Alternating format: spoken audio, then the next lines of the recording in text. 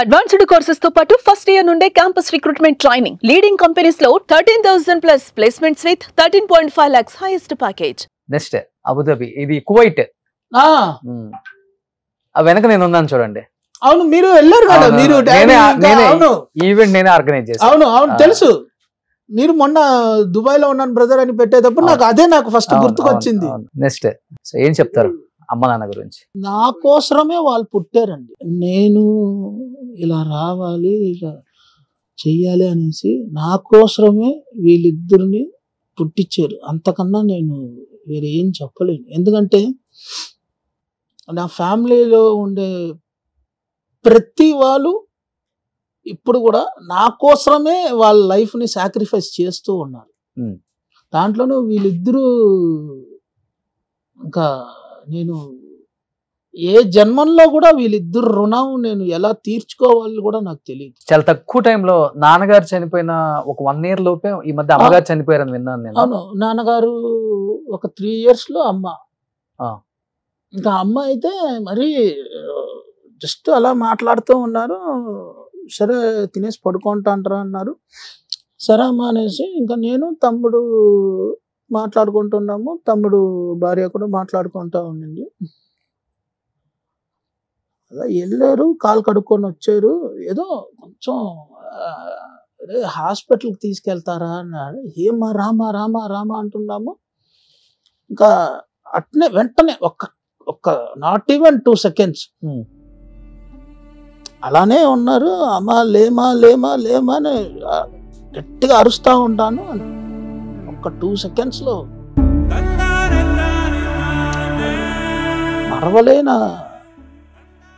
మర్చిపోలేన నిమిషాలు. అది చాలా చాలా బాధాకరమైన విషయం. ఏ కొడుకుకి ప్రపంచంలో ఎవరికి రాకూడని కష్టాలు మీ చేతిలోనే చనిపోయారు.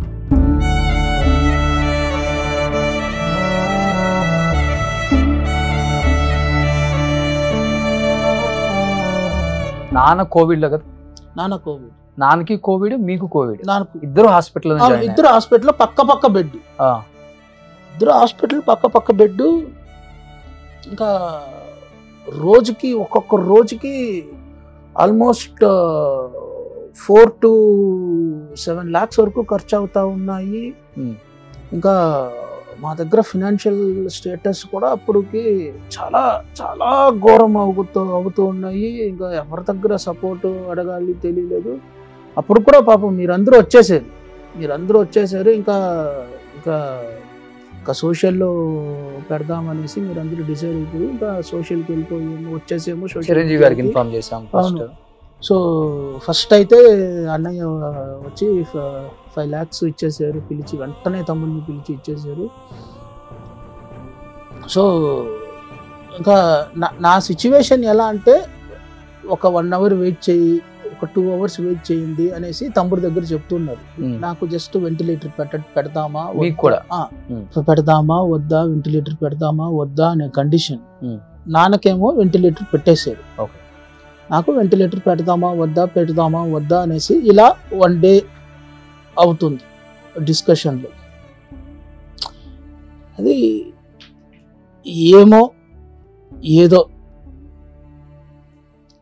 ఆయన ఊపిరి నాకు ఇచ్చేసి ఆ మహానుభావుడు పోయాడు. మీకు సీరియస్ అయింది కదా? నాకు సీరియస్, నాకు ఎక్స్ట్రీమ్లీ అదే వెంటిలేటర్ పెట్టే స్టేజ్. ఇంకా ఆ మహాత్ముడు నాకు ఊపిరిచ్చి ఆయన పోవడం ఏంది? ఆయన ఉంటే ఒక 4 బతికిచ్చేవాడు కదా. నేను ఏమాత్రం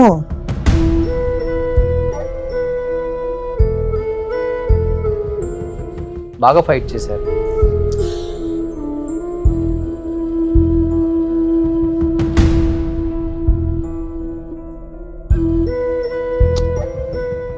శివశంకర్ మాస్టర్ లాస్ట్ ఎవరు ఎక్స్పెక్ట్ చేయలేదు అసలు ఈయనకు కోవిడ్ అటాక్ అవుతుంది అంటే. ఎందుకంటే అంత ప్రికాషన్స్ బాగా ఫాలో అవుతారు ఆయన. ఆయుర్వేదిక్ మందులని, కషాయాలని, అన్ని ఏ టు జెడ్ మీకు తెలుసు కదా. ఆయన ఫుల్ ఇంట్లో పోతే అలా యాక్టివ్ గా ఉంటారు. అస్సలు కాళ్ళకు ఈ నూనె రాసుకుంటారు, అది రాసుకుంటారు, ఇది రాసుకుంటారు, మళ్ళా తలకు ఒక్క కనీసం ఒక జుట్టు తెల్లబడిపోయినా కూడా ఊరుకుంటారు, వెంటనే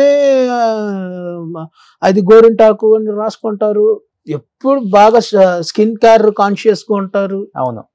ఎప్పుడు ఒట్టి బాగా డయట్ లిక్విడ్ అది ఇది అనేసి ఏదో ఒకటి తీసుకుంటూ ఉంటారు.